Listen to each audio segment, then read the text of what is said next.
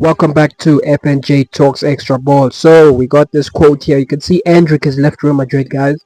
Endrick, as expected, to be honest. I knew Endrick was gonna leave Real Madrid because he can't have a player that good and he's never playing the pay, literally never playing. So rather just give the guy away. So yeah, Endrick has left Real Madrid, not permanently, but I feel it's gonna be permanently, and I believe it should be permanently. Honestly, the summer Lyon should just pay for Endrick and buy him fully. I don't know. I don't watch Lyon, so I don't know. Is Lacazette still there? Who is still their striker? Who knows? Because yeah, Lyon have changed over the years, so I'm not sure who's there. But Endrick, I hope the guy can be a starting striker and play all the games and just enjoy. He recently got married. Fair play to Endrick. Endrick's living a good life off the pitch, but it's in the pitch where I want to see him start having happiness. So let's read this quote here from this Madrid page. It says, before leaving, Endrick told everyone at Real Madrid that he will come back and succeed at the club. I doubt, but let's see what he says here. And he also said that his story at Real Madrid isn't over at all. See, when I felt sorry for Endrick was when I saw him crying on the bench. That was messed up, man. And I don't understand why Alonso hates Endrick so much. Why does Mbappe have to play 100% of the games? Why can't he just play some games, miss some games? Is there really need for Mbappe to play 90 minutes every single week, every game, every month? It's ridiculous for me. For me, Endrick should have been playing. You should sub Mbappe off at least every 80th minute, providing that you're winning the game, and then bring on Endrick for the last 10 minutes. I don't think Endrick would be complaining if he gets the last 10, 15, 20 minutes of the majority of games. He wouldn't be complaining. The guy's complaining and crying on the bench because you guys want to keep him on the bench. Literally, I don't know what's up with these coaches, man. See me, even when I play like FIFA, and I know FIFA is not in real life, I check when I play FIFA. I don't just keep the player on the bench 24/7 and play tired players second half. I sub them off and bring in fresh players. It's normal. Hendrick, this is a player that has good shot power, good shot accuracy. The guy runs his lungs out when he comes on.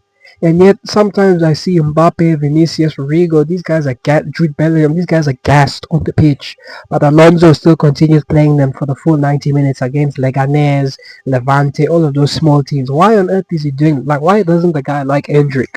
It's very baffling to me. Even Gonzalo Garcia, you have a top striker like that and the guy barely plays football. I don't understand. Only of recent against Man City he's been playing. But why does it have to be like this? Why don't you just play the guys normally? Just play the guy every 15. These guys won't complain if they're getting minutes every 15, 20, 10 minutes of every game, or at least 80% or 70% of the game. The issue is they're getting 2 minutes, 1 minute, 3 minutes, and it's not even 80% of the game. That's like once in a while. Nah, so that's ridiculous. So if I'm Endrick, I'd leave Real Madrid. But forget these guys, bro. They did him dirty.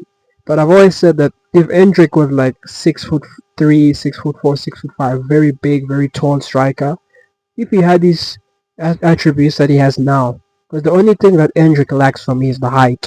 If he had the very good height for strikers, let's be honest, as a striker you can't be Endrick's height. That's Aguero's height, and to be honest, Aguero is good, but he was not like whoa Aguero. Nah man, nah man, nah man. So yeah, look, in my opinion, Endrick, it's sad to see what happened to the guy, but yeah, let's continue reading it. Endrick is convinced that if Xabi Alonso had given him more chances this season, he would have had an important role and would have been very useful to the team. And I agree too. If Alonso had just given the boy at least 10 minutes majority of the games, Endrick could have proven his quality. But personally for me, if I was Real Madrid coach, and I've always said this, check my videos, I believe in a 4-4-2 for Madrid. I don't believe in this 4-3-3 or 4-2-3-1 with Mbappe as a lone striker. No, I believe in Mbappe and the striker next to him. Be that Endrick, be that Gonzalo Garcia. I don't believe in playing Mbappe alone as a lone striker. It doesn't work. You need a striker and a player next to him. Kind of like what Real Madrid were doing with Benzema and Ronaldo. They were not playing Ronaldo as a solo striker. When Ronaldo and Benzema were there in the final years, Ronaldo was not playing left wing, beating his defenders and all of that. Nah, he was playing as a number 9 along with Benzema, in almost like in a 4-4-2 or 4. or 4-4-2 diamond or whatever those formations are called. Isco as a number 10 and then Benzema and thing those Champions League finals and all that stuff. So I was I prefer we do that, to be honest. Why can't we do that? Vinicius, people are gonna say, "Oh, where's Vinicius gonna play?" Now, man, just play 4-4-2. Play 4-4-2. Play Vinicius on the left wing, Mbappe and Endrick, or Mbappe and Gonzalo Garcia. You rotate those two, Gonzalo Garcia and Endrick, and then Mbappe, no problem. You wanna play the guy like every game, no problem. Play him every game in that position as a supporting number 9, just like how Mbappe plays with Giroud. Simple. Because you notice how we see how Mbappe plays with Giroud or with Iketike. That's exactly how they should do it at Madrid. You can't play. I'll be shocked as well if France play Mbappe as a lone number 9 in the World Cup. You can't play Mbappe as a lone number 9. It doesn't work. Doesn't work. Any team that plays Mbappe as a lone number 9 gonna need a miracle to win top trophies, to be honest. A miracle. Because against a team like Atletico Madrid, Arsenal, Liverpool, any team with big, strong defenders, you cooked. You're proper cooked. We saw Real Madrid versus Liverpool at Anfield. You saw how Mbappe was like ineffective in the game. Not because Mbappe is a bad player or this that, because you can't play him against those type of big defenders as a low number 9. We saw even against Arsenal last season, Mbappe no impact because you can't play Mbappe as a low number 9 against Saliba and Gabriel. He's not gonna do anything, nothing at all. He won't do anything. But if you play him in a 4-4-2, you'll have space. Because remember, if you're a defender, you can't watch Vinicius on that side. You're watching two strike, and in a scenario like that, Mbappe would have a free role.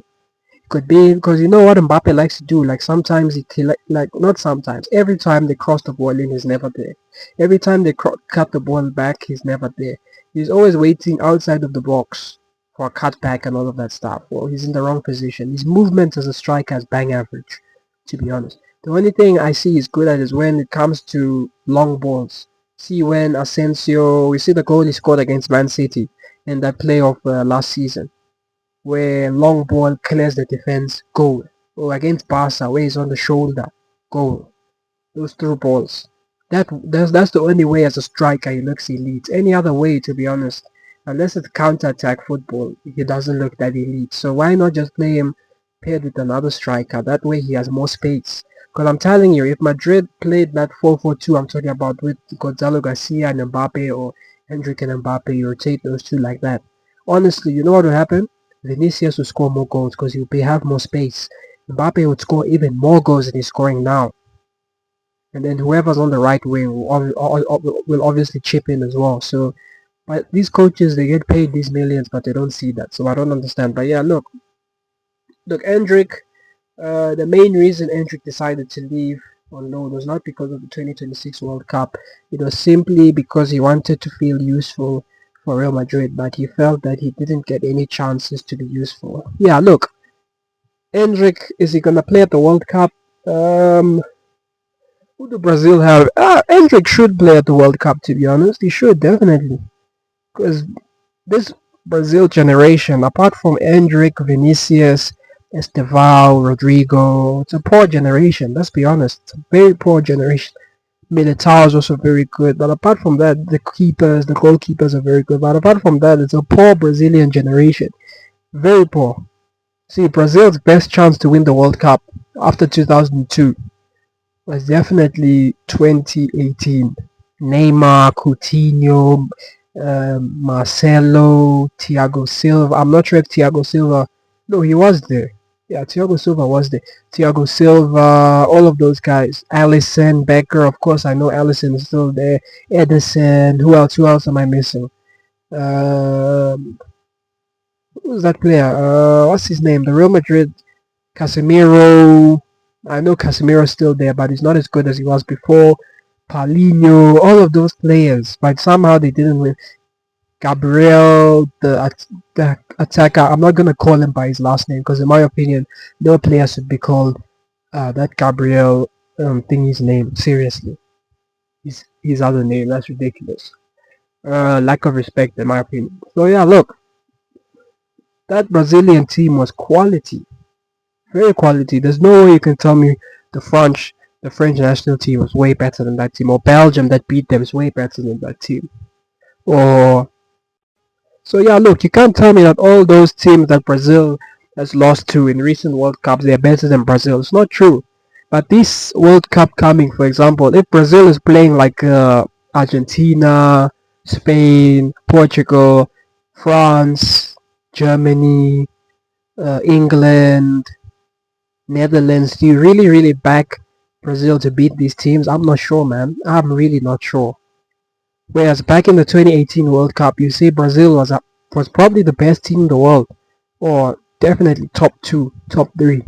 The players that they have were elite, elite. But yeah, let's see how the World Cup goes. But will Endrick be a starter at the World Cup? It's possible. Endrick could be a starter. No, I'm not sure. I think Carlo Ancelotti prefers who's this guy, Richarlison, to be honest. But I think Endrick is better than Richarlison. The only thing that I would say about Richarlison is that he has height, and as a striker, height is key because he can challenge the defenders. And I'm sorry, guys, but Endrick, I keep saying the guy. I wish he was like 6 foot something, man, like really tall, big, strong number 9. Because how he is now is gonna. I want to see how. I haven't seen him play consistently. That's the thing. I think at Madrid he only played like uh 15 games and not even starts. That's coming off the bench. 15 games in 2 seasons. So yeah, I don't know how he's gonna look, to be honest. If not 10 games, to be honest. So I barely see him. But every time I see Endrick play, I see a player that causes havoc on the pitch in a good way.